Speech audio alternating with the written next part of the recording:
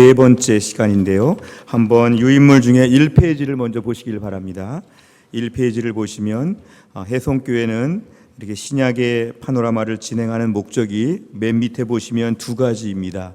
왜 우리가 계속 이런 세미나를 진행하냐 하면 두 가지 마음. 첫째는 예수님을 알고 싶은 마음에서 우리가 신약의 파노라마를 진행합니다. 왜냐하면 예수님을 알려면 성경에서 알아야 되기 때문에 성경 말씀을 깊이 연구하는 가운데 예수님을 점점 더 알게 되기 때문에 매우 중요합니다. 또 한 가지 우리에게는 계속 사모하는 마음이 필요하기 때문에 사슴이 시냇물을 찾기에 갈급함 같이 내 영혼이 주를 찾기에 갈급합니다. 하나님 말씀을 사모하면 은혜 중에 거하게 됩니다. 말씀과 멀어지면 은혜가 떨어지고 말씀에 가까이 가면 은혜가 있기 때문에 우리가 이 양육 세미나를 계속 진행하면서 점점 더 주님 앞으로 가까이 나아가는 것입니다. 이 페이지를 보시면 큰 그림의 중요성이라고 했는데요. 구약은 율법서, 역사서, 시가서, 대예언서, 소예언서가 이렇게 있다고 했지만 우리가 신약은 맨 위에 복음서, 역사서, 바울서신 13권, 일반서신 8권, 예언서 1권. 우리 오늘 신약의 파노라마니까 한번 오른쪽 박스를 잘 보시면 맨 위에 복음서, 역사서, 바울서신, 일반서신, 예언서. 한번 같이 읽어볼까요? 시작. 복음서, 역사서, 바울서신, 일반서신, 예언서. 이렇게 외우시면 좋습니다. 5가지를 외우시면 복음서는 마태, 마가, 누가, 요한이었고 역사서는 사도행전 하나였기 때문에 이렇게 외우시고 바울서신은 이제 로마서부터 쭉 시작되는 것이 다 바울서신입니다. 그다음에 히브리, 야고보 쭉 나가는 것은 일반서신이고 예언서, 요한계시록 하나가 있습니다. 그래서 우리가 전체적으로 이렇게 5개로 딱 구분을 해놓으면 신약 성경을 중간에 어디를 봐도 이 말씀이 잘 정리가 될 수 있습니다. 좀 넘겨보시면 우리 한번 3페이지를 보시겠습니다. 3페이지에 보시면 성경 목록가가 있는데 우리 4절과 5절만 같이 한번 불러보겠습니다. 마태 시작. 마태, 마가, 누가, 요한, 사도행전, 로마서, 고린도, 전후서, 갈라디아, 에베소, 빌립보, 골로새, 데살로니가, 전후, 디모데전서, 디모데후서, 디도, 빌레몬, 히브리, 야고보, 베드로, 전후, 요한, 1, 2, 3서, 유다, 계시록. 4절과 5절만 우리가 자꾸 불러보시면 나중에 성경을 찾으실 때 그 다음 순서가 어디 있는지를 빨리빨리 아실 수가 있습니다. 오늘 오른쪽 4페이지를 보시면 지도가 큰 것이 있는데요. 4페이지에 있는 그림을 보시면 우리가 구약부터 신약까지 성경을 한 권에 정리했습니다. 무인도에 가면 길이 있는데 맨 처음에 율법서, 그 다음에 역사서, 시가서, 대선지서, 소선지서, 역사서, 서신서, 예언서, 이렇게 구약부터 신약까지를 이런 식으로 우리가 분류해 보면 성경을 더 쉽게 알 수 있다고 했습니다. 그래서 이 그림을 자주 보시면 구약부터 신약까지를 한눈에 들어올 수 있는 구절이기 때문에 자꾸 한번 그려보시면 되겠습니다. 넘기시면 5페이지입니다. 5페이지를 보시면 우리 지도로 보는 그림을 말씀을 드렸는데 이 지도에서는 저희가 동그라미 2개를 제가 그린 거 기억하시죠? 동그라미 위에 작은 것이 갈릴리 호수였고 밑에 동그라미 큰 것이 사해바다였습니다. 그래서 위에서부터 아래까지 흐르는 강이 요단 강물이었고 거기에 있어서 조금 왼쪽에 그 사이에 있는 땅들이 주로 이스라엘 땅들이고 더 왼쪽에 짙은 색깔은 지중해, 성경에서는 대해라고 되어 있는 그 바다가 나옵니다. 그래서 이 갈릴리 호수 위에 있는 주변을 갈릴리 지역, 이 중간에 요단강 지역에 있는 쪽을 우리가 사마리아 지역, 그다음에 사해 주변에 있는 이 지역을 유대 지역. 그래서 이스라엘 땅은 셋으로 구분 지을 수가 있다고 했습니다. 예수님은 주로 사역하실 때 갈릴리 호수 주변에서 열심히 사역을 하셔서 갈릴리 지역의 지명들이 성경에는 자주 나오고 있습니다. 11시 방향의 가보나움, 2시 방향의 베세다, 3시 방향의 거라사, 이런 식으로 우리가 공부를 좀 했습니다. 그리고 나서 맨 밑에 보시면 사해 왼쪽에 베들레헴도 있고 예루살렘도 있고 베단이 다 가까이 이렇게 몰려 있습니다. 6페이지를 보시면 바울의 전도 여행을 말씀을 드리면서 1차, 2차, 3차 전도 여행은 우리가 꼭 외우시면 좋은데요. 1차 전도 여행은 13, 14, 15장 사도행전에 나와 있고요. 2차는 16, 17, 18 3차는 19, 20, 21 각각의 3장씩인데 이렇게 우리 장수를 외워두면 성경 보다가 지금 어디쯤 왔는지를 알 수 있습니다. 1차 전도 여행은 C자라고 저희가 외웠는데 아래 안디옥부터 해서 쭉 올라갔다가 내려오는 1차 전도 여행은 C형이라고 말씀드렸고요. 2차 전도 여행은 이제 위로 올라갑니다. 안디옥부터 항상 스타트는 안디옥입니다.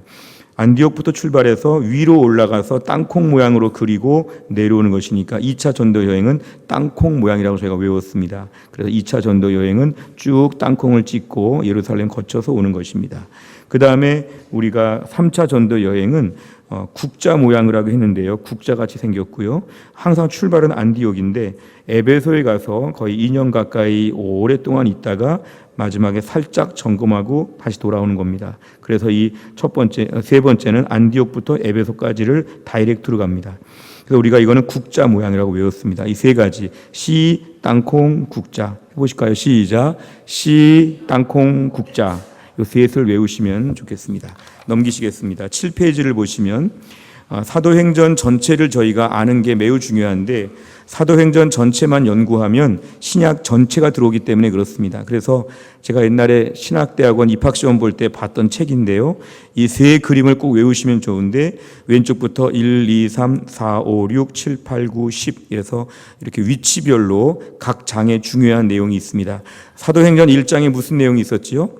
마가다락방에서 막 모여 기도하는 내용이 나왔습니다. 사도행전 2장에서는 오순절 성령 강림 사건 함께 모여서 막 기도하는 가운데 성령의 특별한 역사가 있었습니다. 3장에 와서는 베드로와 요한이 안진뱅이를 고쳐주는 그 기적. 가진 교회가 급속도로 부흥하고 있었죠. 4장에 와서는 드디어 군인이 등장하고 앞에 붙잡혀가는 게 나오니까 4장부터 이제 박해가 시작이 됩니다. 사도행전 4장은 이 그림을 외우게 되면 사도행전 4장을 짐작할 수 있죠. 이때 이제 많은 사람들이 감옥에 들어가게 되기도 하고 하지만 교회는 계속 부흥했습니다. 가운데 5장에 오면은 두 사람이 누워 있는데 누구죠? 아나니아와 삽비라가 사도행전 5장에서 하나님 속였다고 해서 이렇게 즉사하게 되었고요. 마지막 사도행전 6장에는 무슨 내용이 나오죠? 7명의 집사님을 세우는 것.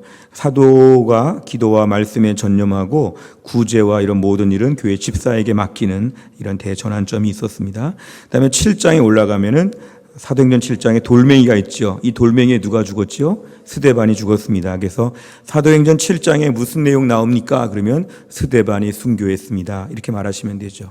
사도행전 8장에는 얼굴이 좀 인상 안 좋은 얼굴이 나오는데 사도 바울이죠. 사도 바울이 계속해서 지금 핍박하기 위해 돌아다니는 무서운 시대에 사도 바울이 나오게 됩니다. 이때 빌립이 잠깐 나오기도 하지만 주된 내용은 사도 바울이 박해가 있는 사울이 지금 박해하고 다니는 것이죠.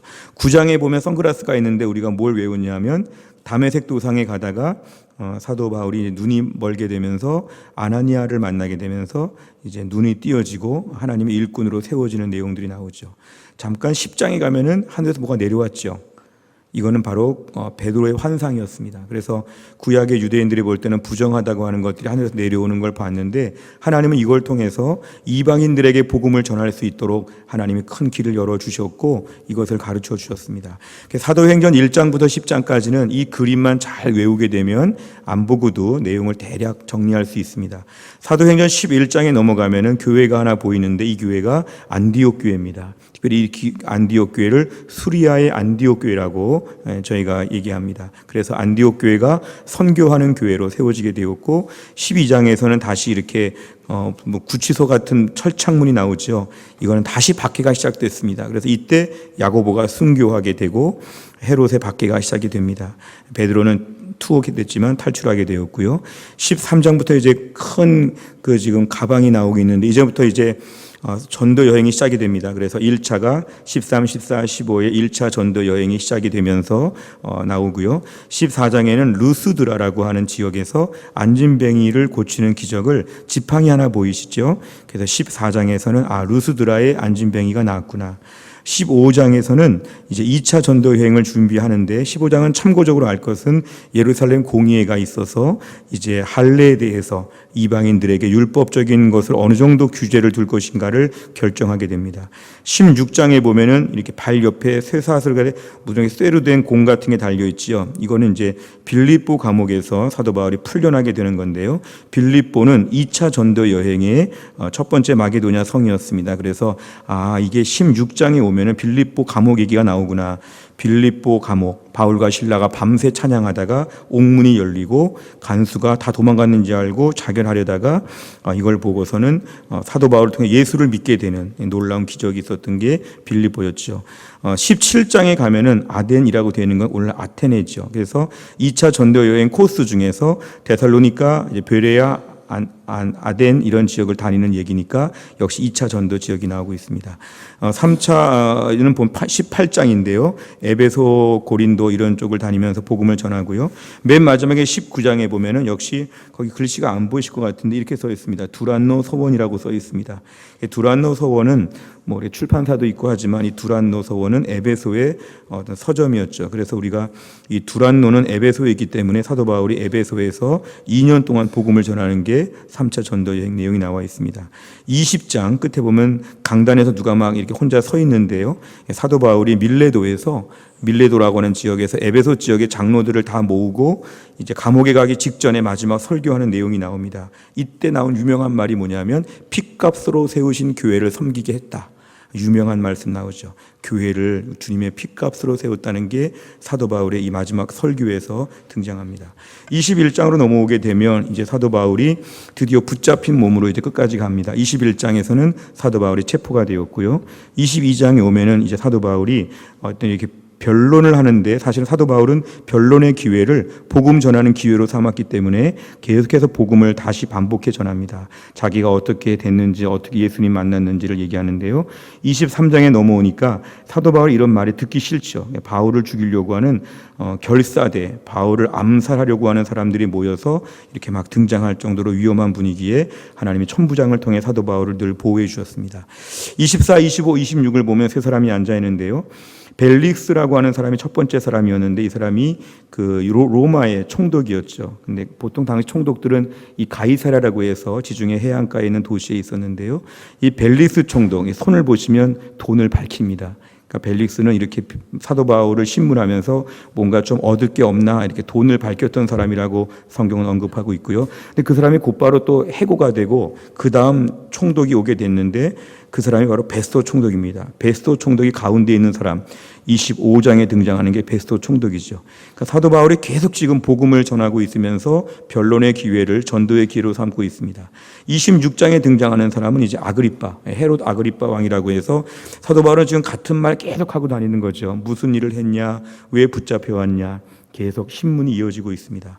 27장에 보면 사도 바울이 풀려날 뻔도 했지만 이제 로마에 항소했기 때문에 사도 바울은 27장에서 배를 타고 로마로 가죠. 가면서 죽을 뻔한 위험들이 많이 있었는데 오늘 낮예배 설교한 것처럼 안심하라 두려워 말라 네가 가이사 앞에 서야 되겠다. 가이사는 시절을 가이사라고 합니다. 케사르죠. 그러니까 하나님이 황제 앞에 사도 바울을 세우신다는 확신을 주시면서 이 배 안에서 죄수였던 바울이 오히려 지도자가 되는 것처럼 가게 됩니다. 중간에 많은 어려움도 있었고 뭐 그레데 섬도 가고 위험한 일이 많았지만 결국은 풍랑을 만나도 로마 쪽으로 가까이 가도록 풍랑이 가게 되었습니다. 그래서 로마에 도착한 게 28장에 나옵니다.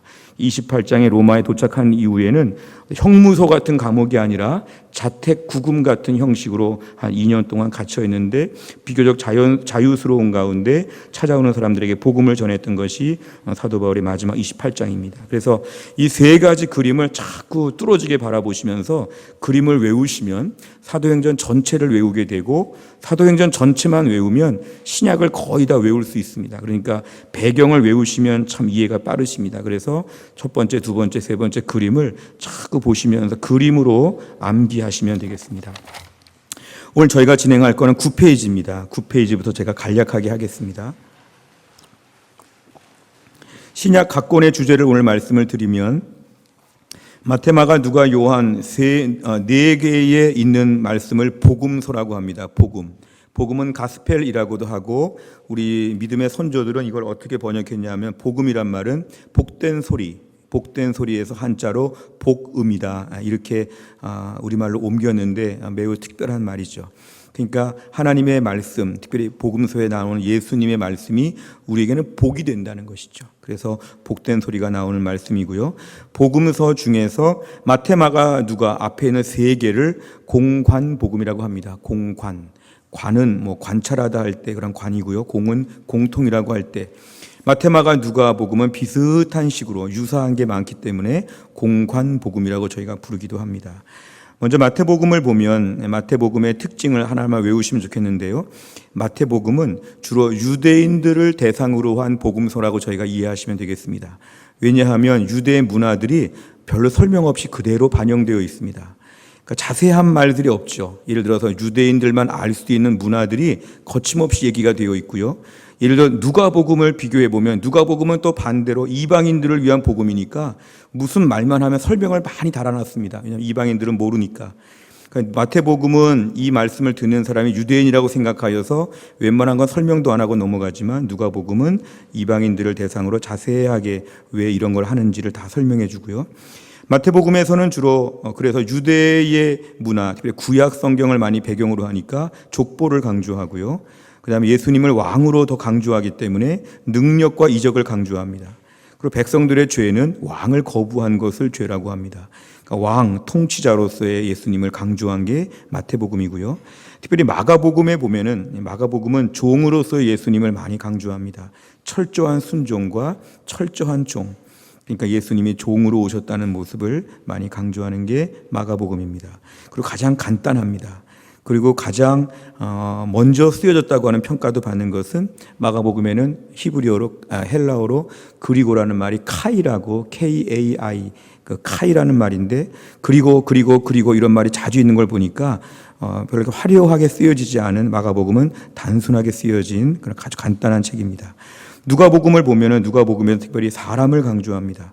인자란 말 많이 보셨지만 이건 인자하다 말 뜻이 아니라 사람의 아들이란 뜻입니다. 인자는 머리 둘 곳이 없다. 인자, 예수님을 말하는데 예수님을 주로 사람으로서의 모습을 많이 강조하시고 특별히 많이 피곤하시거나 많이 지치거나 이런 모습도 거의 많이 묘사를 합니다. 요한복음에는 좀 다른데요. 요한복음은 하나님이신 예수님을 강조하기 때문에 처음부터 벌써 로고스라고 하는 기독론을 통해서 좀 예수님의 신적인 모습을 더 많이 강조하는 게 요한복음의 특징입니다. 사도행전은 저희가 지금 봤지만 역사서로서 초대교회 모든 역사가 담겨 있습니다. 예수님 그 성령께서 오시면 너희가 예루살렘과 유대와 사마리아와 땅끝까지 이르러 내 증인이 되겠다고 했던 1장 8절의 말씀이 이렇게 이루어지고 있는데요. 1장부터 7장까지는 예루살렘, 8장부터 12장까지는 유대와 사마리아, 13장 28장은 땅끝까지 증거. 그러니까 예수님 그 사도행전 1장 8절 말씀이 점점 더 성취가 되고 있습니다. 근데 1장에서 7장까지 말씀이 8장으로 바뀔 때는 것이요. 초대교회 박해가 심하니까 박해를 피해서 도망을 가는데 도망가면서 복음이 널리 확산되게 됩니다. 그러니까 우리 생각에는 핍박을 받는 게 안 좋은 것 같은데요. 핍박을 받으니까 복음이 더 멀리 가게 된 것이 하나님의 역사였다는 게 사도행전 7장과 8장에서 우리에게 등장합니다. 그 밑에 바울의 전도 여행 1차, 2차, 3차는 13, 14, 15, 16, 17, 18, 19, 20, 21 각각 3장씩 쭉 나오고 있습니다. 10페이지를 좀 보시겠습니다. 10페이지를 보시면 로마서가 나오는데요. 로마서는 성경 전체에서 가장 보석 같은 말씀이라고 우리가 칭함을 받고 있는데 다 귀한 말씀이지만 우리의 복음, 구원에 대해서 가장 많이 밝혀주고 있는 책입니다. 16장까지 되어 있고요. 하나님의 의가 있고 이신칭의, 써이자를 써서 믿음으로써 의롭다고 칭함을 받는다. 이신칭의, justification by faith라고 하는 가장 중요한 복음. 그러니까 루터가 종교개혁을 일으킬 때 로마서 강해 설교하다가 본인이 은혜 받고 종교개혁을 일으키게 되었습니다. 그러니까 로마서는 우리가 의롭다고 하는 구원의 가장 중요한 진리를 담고 있기 때문에 로마서 말씀이 가장 중요합니다.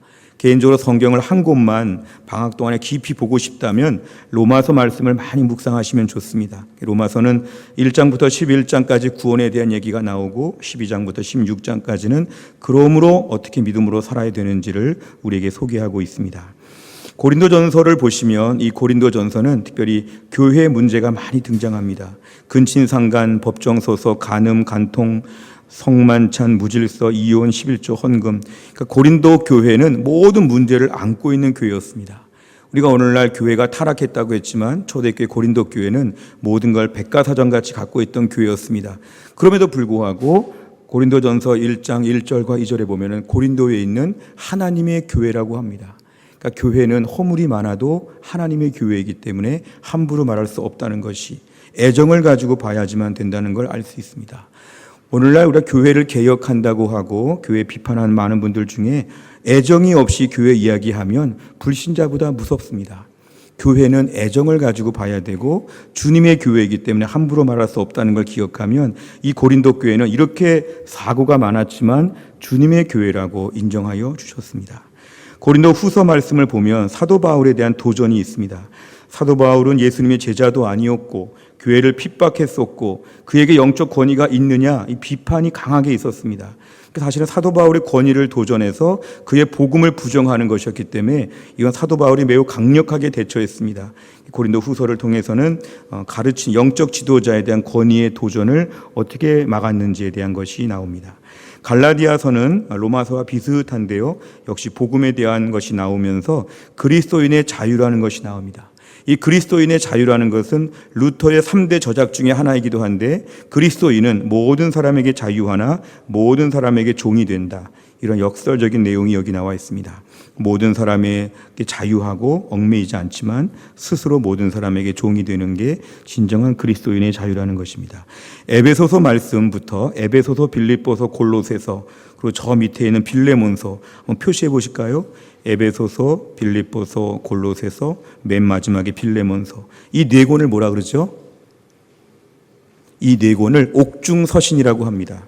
사도 바울이 로마의 감옥에서 갇혀 쓴 게 에베소, 빌립보, 골로새, 빌레몬이기 때문에 이 네 권의 책을 옥중서신이라고 하고 사도 바울이 감옥 안에서 쓴 편지입니다. 에베소서 말씀을 특별히 보면 여기서는 에베소서는 교회론에 대한 말씀들이 많이 나옵니다.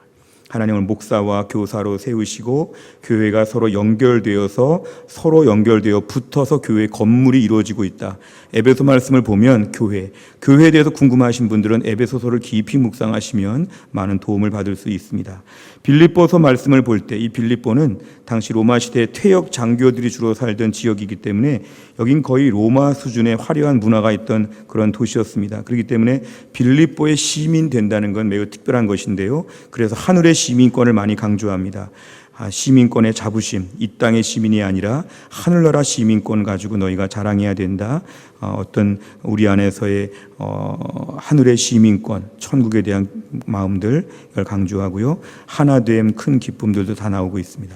골로새 말씀을 보면 이 골로새는 특별히 당시 이단과 영지주의들이 많이 있었기 때문에 그리스도에 대하여 보통 사람에 불과하다, 이렇게 본 것이 많아서 그리스도를 매우 강조합니다. 예수는 사람에 불과한 것이 아니라 하나님의 아들이시고 그리스도이시다. 골로새서를 통해서는 승천하신 그 예수님에 대하여 영광을 강조합니다. 데살로니가 전서와 데살로니가 후서는 함께 묶어볼 때 이렇게 외우시면 되겠습니다. 재림에 대한, 예수님 종말에 대한 확실한 책이다. 예수님은, 당시 초대교회 교인들은 예수님 지금까지 재림 안 하는 거 보니까 앞으로 재림 안 하지 않겠느냐.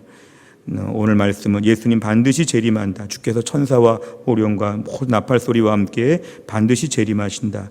예수님의 종말 재림에 대한 확실한 것을 강조합니다. 디모데 전서, 디모데 후서, 디도서, 이 세 개 책을 뭐라고 할까요? 이 세 개를 목회서신이라고 합니다. 목회서신은 교회 안에서 목회자, 에베소 지역의 목회자였던 디모데에게 주신 말씀인데요, 교회 목회는 이렇게 해야 된다. 나이 많은 분들에게 어떻게 해야 되는지, 직분자를 어떻게 세워야 되는지, 감독, 장로 이런 분들을 어떻게 세워야 되는지에 대한 자세한 말씀이 나옵니다. 이번에 임직자들은 이 목회서신 한번 잘 보시면 좋겠습니다. 교회를 섬기는 자세에 대해서 말씀하고 있습니다. 빌레몬서는 한 장밖에 안 되지만 빌레몬서는 오네시모를 용서하도록 빌레몬에게 부탁합니다. 그래서 용서에 대한 말씀이 등장합니다. 넘기시면 11페이지입니다. 히브리서부터 말씀을 이제 일반 서신이라고 합니다. 히브리서, 야고보서, 베드로, 전서, 후서, 요한, 1서, 2서, 3서, 유다서, 이게 모두 8권의 책을 바울이 쓴 것이 아니라고 해서 일반 서신이라고 저희가 분류합니다. 히브리서 말씀은 당시에 핍박이 많았을 때에 핍박에도 불구하고 구약 성경들을 자세히 언급하면서 예수 그리스도에 대한 전적인 신뢰, 이것을 강조하고 있습니다. 야고보서의 말씀은 어떻게 보면 로마서와 좀 대조가 될 수 있지만 행함이 중요하다. 이 행함이라고 하는 것은 선행이라고 보긴 어렵고요. 저는 말씀을 묵상하는 중에 야고보서의 행동은 순종이라고 볼 수 있습니다. 순종. 하나님 말씀을 순종해야 진짜다. 말씀을 순종하지 않는 건 안 믿는 것이죠. 결국 순종해야 진짜 믿음이라는 걸 강조합니다. 죽은 믿음, 산 믿음, 이런 차별이 나오고 있습니다. 베드로 전서와 베드로 후서는 비슷한데요. 역시 고난 중, 당시 고난의 시대에 어떻게 믿음으로 살아야 되는지 그 말씀이 나오고 있습니다. 또 당시 거짓 교사들에 대한 경계도 나와 있습니다. 요한 1서, 2서, 3서는 비슷한 말씀들이지만 하나님과의 교제와 기쁨, 우리 이렇게 벽에 써있는 하나님은 사랑이시라, 이 말씀이 어딨냐면 요한 1서에 있습니다. 그래서 하나님의 사랑에 대한 말씀이 요한 1서, 2서, 3서에 나와 있습니다. 유다서는 배교자에 대해서 하나님이 심판하신다는 경고의 말씀이 나옵니다. 요한계시록은 우리가 이 말씀을 볼 때 요한계시록은 하늘에 대한, 하나님에 대한 어떤 새로운 걸 보여주시는데요. 새벽기도 큐티하면 좀 어려울 수가 있지만 요한계시록에 저희가 말씀을 보다 보면 이 요한계시록은 성도들에 대한 심판과 그것이 아니라 요한계시록의 말씀은 결국은 하나님의 믿는 백성들은 돌보시고 불신자 세상을 향한 무서운 심판이 있다는 그런 말씀입니다. 그러니까 우리는 요한계시록의 말씀을 볼 때마다 두려워할 것이 아니라 우리는 소망으로 기대하는 것이 필요합니다. 요한계시록의 말씀. 요한계시록 잠깐만 정리하면요, 이렇게 되어 있죠. 요한계시록은 모두 22장까지 되어 있는데요.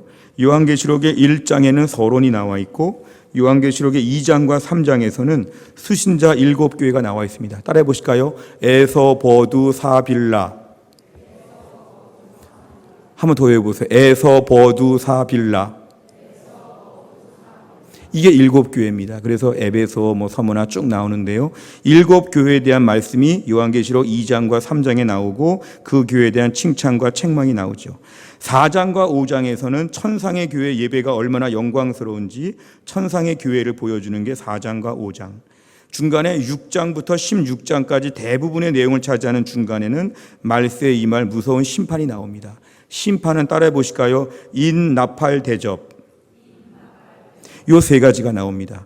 그러니까 7인이 있을 때 그 7인을 하나씩 뗄 때마다 어떤 무서운 심판들이 있는지, 7나팔, 천사들이 하나씩 나팔을 불 때마다 어떤 일이 있는지, 7 대접, 인과 나팔, 인은 이 도장 찍은 것인데 인봉이라는 것인데요. 인, 나팔, 대접에 대한 것이 하나씩 개봉될 때마다 어떤 심판들이 이 땅에 임하는지를 6장부터 16장까지 소개합니다. 그 다음에 17장부터 20장까지는 바벨론과 용과 땅의 모든 패배들, 마지막에 하나님이 이것을 엄벌하신다는 것이 나오고 21장부터는 만물을 새롭게 하시는 하늘의 영광이 우리에게 보여지고 있습니다. 그래서 요한계시록 말씀은 좀 어렵다는 말이 있지만 큰 그림을 가지고 보시면 요한계시록은 우리에게 매우 소망이 되는 말씀입니다. 오늘로서 우리가 신약의 파노라마를 마치면서 이 유인물을 자주 한번 보시고요. 우리가 신약 성경 지금 통독하고 있는데 은혜가 풍성한 시간 될 수 있기를 바랍니다. 제가 기도하겠습니다. 하나님 아버지 감사합니다. 우리가 신약의 파노라마 3시간을 이제 다 마치게 되었습니다. 하나님 말씀을 가까이 할 때마다 은혜가 넘치게 하여 주시고 우리의 믿음이 견고해지고 튼튼해질 수 있도록 하나님이 축복하여 주시옵소서. 모든 말씀을 예수님의 이름으로 기도하옵나이다. 아멘. 오늘